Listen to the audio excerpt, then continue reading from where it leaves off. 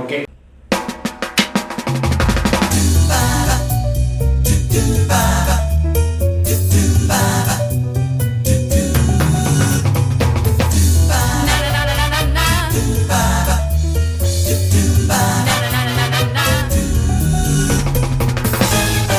Try to get me. Oh, come on, catch me.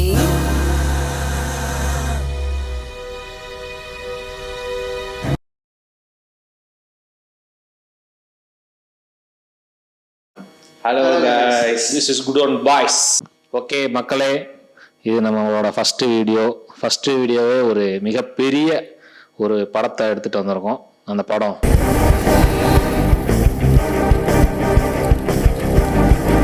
Vadachennai. நம்ம இந்த சேனலோட ஃபஸ்ட்டு வீடியோவே வடசென்னை பற்றி தான் பேச போகிறோன்ட்டு முடிவு பண்ணிட்டோம். ஏன் அப்படின்னா அந்த படம் வந்து எங்கள் 3 பேருக்குள்ளே அவ்வளோ ஒரு தாக்கத்தை உண்டு பண்ணியிருக்கு. நான் ஒரு 10 தடவை பார்த்துருப்பேன். நான் ஒரு 15 தடவை பார்த்துருப்பேன். ஒரு 12-13 பார்த்துருப்பேன் இந்த படத்தை. ஏன் அந்த படத்தை அவ்வளோ என்னடா இருக்கு அந்த படத்துல ரிப்பீட்டட் வாட்ச்ல பார்க்கறதுக்கான முக்கியமான ரீசன் வந்து அது ரொம்ப க்ளோஸ் டு ஹார்ட். அதாவது ஒவ்வொரு தடையும் பார்க்கும்போது அதில் அவ்வளோ டீட்டெயில்ஸ் இருக்கும். நம்ம இங்கிட்ட ஒன்று பார்த்துட்டு இருப்போம், பின்னாடி ஒன்று நடந்துட்டு இருக்கும். அதை ஃபர்ஸ்ட் டைம் பார்த்துருக்க மாட்டோம், செகண்ட் டைம் பார்க்கணும், அந்த மாதிரி இருக்கும். ஏதாச்சும் ரீலு இல்லை ஷார்ட்ஸ் ஏதாச்சும் ஒன்று இன்ஸ்டாகிராமில் பார்க்குறோம் அப்படின்னாலே இன்னைக்கு போய் இந்த படத்தை ஃபுல்லாக பார்க்கணும்டா அப்படின்ற மாதிரி ஒரு தாக்கத்தை வந்து இந்த படம் ஏற்படுத்தியிருக்கும். வீடியோவில் நம்ம எதை பற்றி பேச போகிறோம் அப்படின்னா அந்த வட சென்னையோட ஃபுல் ஜியோகிராஃபியோ சரி, அந்த கேரக்டரைசேஷனோ சரி, மொத்தமாக நம்ம வந்து டிஸ்மேண்டில் பண்ண போகிறோம் இந்த படத்தை. இப்போ வந்து ராஜனை எப்படி வெட்டானுங்களோ, குணா, வேலு எல்லாம் சேர்ந்து வெட்டுற மாதிரி இப்போ 3 பேர் சேர்ந்து வடசென்னையை வெட்ட போகிறோம். Let's get into the video. Vadachennai களத்தை பொறுத்த வரைக்கும் 2 கேங்கு தான் முக்கியமான கேங்கு. முதல் கேங்கு செந்தில், பழனி. 2வது கேங்கு குணா, வேலு. இது முக்கியமான கேங்குன்னு பார்த்துட்டா செந்தில் கேங்கு தான் நான் சொல்லுவேன். ஏன்னா செந்தில் தான் ஃபர்ஸ்ட்ல இருந்தே ரொம்ப கன்னிங்காக யோசிக்க ஆரம்பிச்சேன். எல்லாருமே ராஜனை ஃபாலோ பண்ண தான் நினைச்சாங்க. பட் அவன் ஒருத்தர் வந்து ராஜனோட இடத்துல இருந்தா நமக்கு எப்படி இருக்கும், நமக்கான அரியாசனம் அப்படின்ற மாதிரி செந்தில் தான் திங்க் பண்ண ஆரம்பிச்சான்.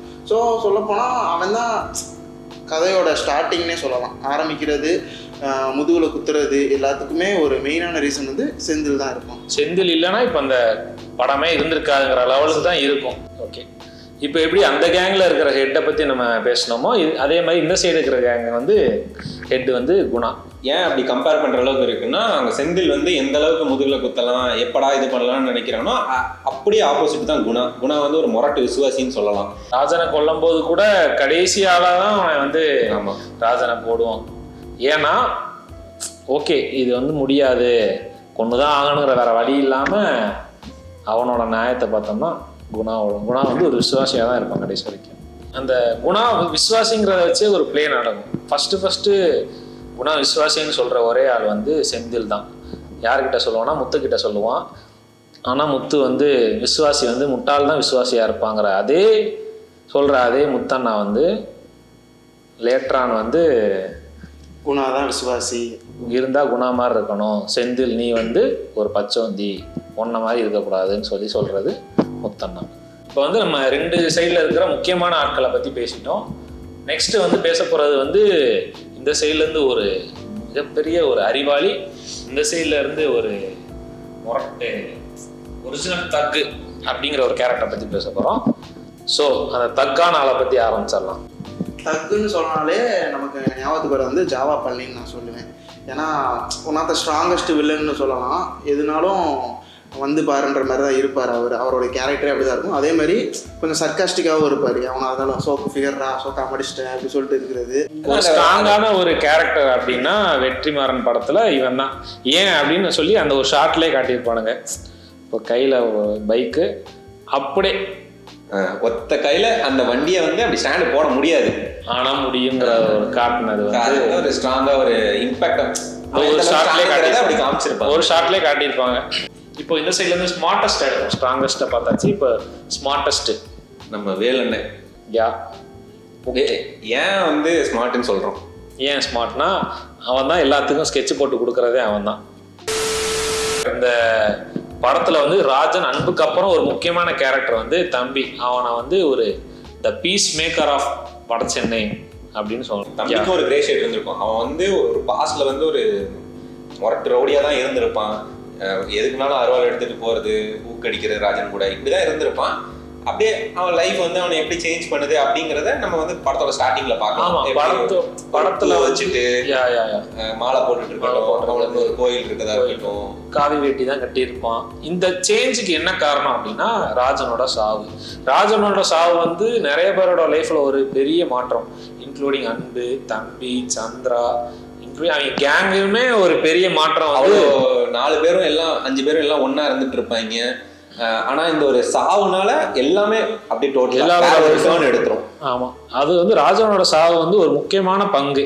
தம்பி வந்து இப்படி ஒரு பீஸ் மேக்கரா இருக்கிறது, சாலா போ அப்படிங்கிற ஒரு டைலாக் வந்து நிறைய தடவை யூஸ் பண்ணியிருப்பான். சாலா போகணும், எங்கனாலும் நீ சாலா போ, உன் லைஃப் தான் முக்கியம், சண்டை ஊர் என்னதான் இருந்தாலும் சரி உன் லைஃப் தான் முக்கியங்கிற ஒரு ஸ்டாண்ட் எடுக்கிறது வந்து தம்பி தான். தம்பி கேரக்டரை பற்றி பேசுகிறோம் அப்படின்னாலே அது கூட கனெக்ட் ஆகிறது வந்து அன்புன்னு நம்ம சொல்லலாம். ஏன்னா அன்பு வந்து ஃபர்ஸ்ட்லேருந்தே தம்பி கூட ரொம்ப கனெக்ட் காட்டியிருப்பாங்க. ஸோ அன்பு வந்து ஃபர்ஸ்ட்டு பிரச்சனை பண்ணும்போதே தம்பி வந்து சொல்கிறது வந்து பிரச்சனைலாம் வேணாம், ஒரு மென்டாரோட ஸ்டேஜில் இருப்பான், ஒரு கிரேட் மென்டராக இருப்பான்.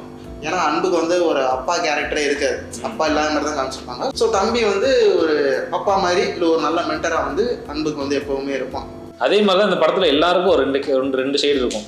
அதே மாதிரி ராஜனோட ஒரு சைடு வந்து அந்த கேரிங், அதுக்கப்புறம் உனக்கு வந்து இந்த சண்டை அதெல்லாம் வந்து தேவையில்லை, உன் வாழ்க்கையில் படிப்பு தான் முக்கியம்னு வந்து ராஜன் சொல்லுவார். அவன் லைஃப் தான் அப்படி போயிடுச்சு, ஆனால் அடுத்து வர ஜென்ரேஷன் வந்து கரெக்டாக போகணும் அப்படிங்கிறதுக்காக தான் அவன் போராடுவான்.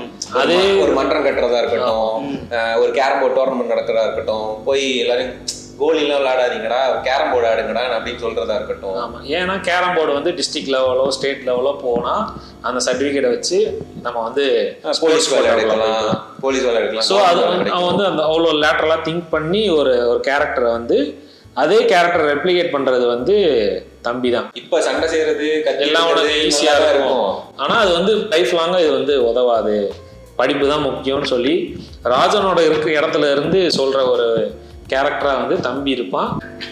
ஊருக்குள்ள அந்த கலவரம் நடக்கிறப்போ யார் சொன்னாலும் கேட்காத அந்த ஜனங்கள் தம்பி சொன்னாதான் கேட்பாங்கன்னு சொல்லிட்டு போலீஸே சாலா போகிறதுக்காக தம்பியை வர சொல்லுவாங்க. ஆனால் அதுலேயும் ஒரு போலீஸ்காரன் சொல்லுவான், அவெல்லாம் ஒரு ஆளுன்னு அவன்கிட்ட போய் பேசணுமா அப்படின்னு.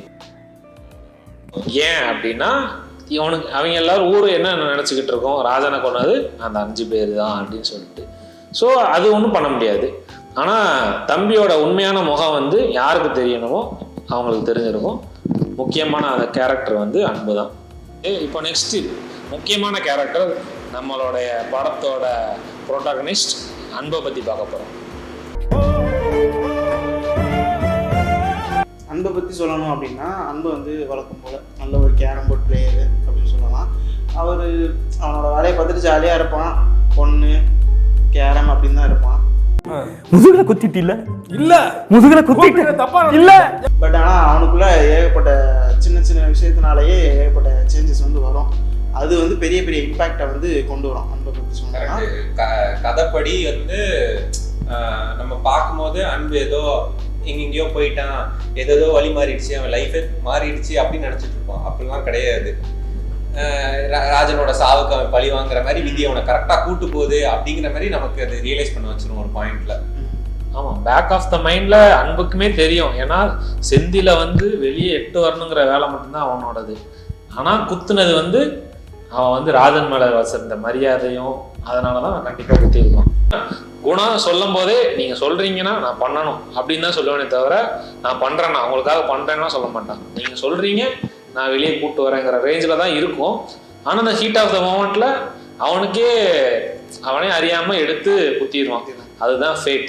அன்பு வந்து ஒரு ராஜனோட அப்டேட்டட் வெர்ஷன் சொல்லலாம், ஒரு பாயிண்ட் ஆஃப் ஸ்டோரிக்கு அப்புறம். ஆமா, ஏன்னா அவன் ராஜனோட காலத்துல இருந்தே அவன் பார்த்து வளர்ந்தது ராஜனை தான் அவன் மெயினாக பார்த்துருப்பான். அன்பை பத்தி பேசும்போது எனக்கு படத்துல வந்து ஒரு டைலாக் வந்து ஞாபகம் வருது. என்னன்னா தம்பி சொல்லியிருப்பாரு, எதை பார்த்து வளர்றோமோ அதான் வாழ்க்கைன்னு தோணுது அப்படின்னு. ஸோ அவன் வந்து ராஜனை பார்த்து தான் வளர்ந்துருப்பான்.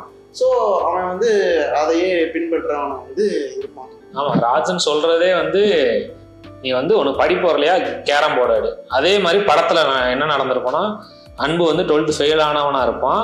ஸோ அவனுக்கு படிப்பு வரலன்னு அவனுக்கு தெரிஞ்சு ஓகே எனக்கு வந்து கேரம் தான் லைஃப் அப்படின்னு சொல்லிட்டு ராஜன் சொன்னதை வந்து மைண்ட்ல வச்சு அந்த கேரம் போர்டை நோக்கி போகும்போது அவனோட பாதை வந்து வேற மாதிரி மாறும். கரெக்டா தான் போயிட்டு இருக்கோம். அவன் வந்து இந்த ஐஸ்வர்யா பார்க்கறதா இருக்கட்டும், அதெல்லாம் கரெக்டா போயிட்டு இருக்கோம். கரெக்டா அவன் வந்து ஒரு நல்ல பாயிண்ட் வந்துட்டு இருப்பான், ஒரு டவுன்ஃபால். ஏன்னா அதுதான் அவனோட டர்னிங் பாயிண்ட். ஒரு போய் எதுக்குனாலும் போய் சண்டைக்கு போலாம் அப்படிங்கிற ஒரு மைண்ட் செட்டுக்கு வந்து, ஏன்னா அவன் வந்து அந்த ஊர்ல வந்து ராஜன் மட்டும் பார்த்து வளர்ந்துருக்க மாட்டான், அந்த சண்டையும் பார்த்து வளர்ந்ததுனால ஓகே இவங்களை வந்து இப்படிதான் டீல் பண்ணணும் அப்படின்னு சொல்லி அவன் பேக் ஆஃப் த மைண்ட் எடுத்து இப்போ ஒரு கெத்த காட்டணும்னு சொல்லிட்டு போயிட்டு தான் ஜாவா பள்ளியை ஊத்திடுவாங்க. காட்டுற இடம் தான் தப்பா போயிடும்.